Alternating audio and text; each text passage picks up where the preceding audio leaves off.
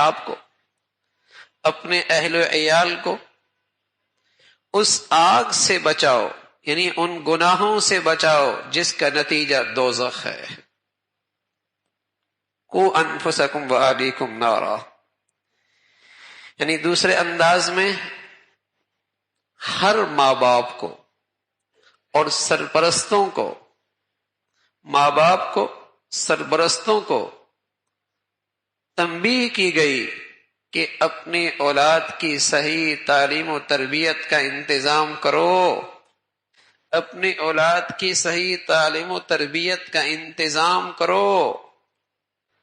اگر یہ انتظام کیے بغیر تم نے انہیں اس ماحول میں یوں ہی پھینک دیا اور وہ بے دین ہو گیا، یا شرم و حیا کا جوہر اس سے نکل گیا،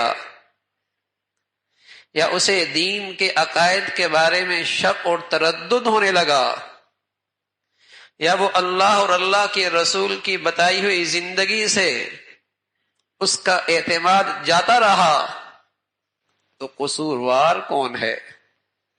ذمہ دار کون ہے؟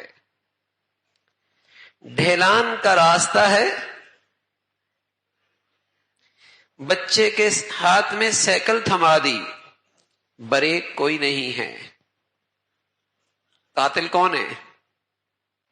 اسے کس نے اس کے حوالے کی ہے؟ ڈھیلان بھی ہے، بریک بھی کوئی نہیں، اب ہلاکت کا ذمہ دار کون ہے؟ قوا انفسکم واہلیکم نارا۔ میرے عزیزو، یہ اللہ کا کلام ہے اور تمام مسلمانوں سے اللہ مخاطب ہے۔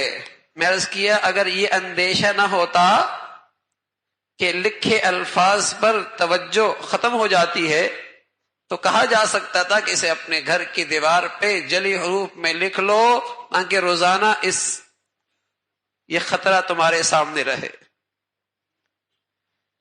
قوا انفسکم واہلیکم نارا، اپنے آپ کو، اپنے اہل و عیال کو۔ یہ مسلمانوں پر ایک فریضہ ہے کہ ان کی صحیح دینی تعلیم و تربیت کا انتظام کرنا۔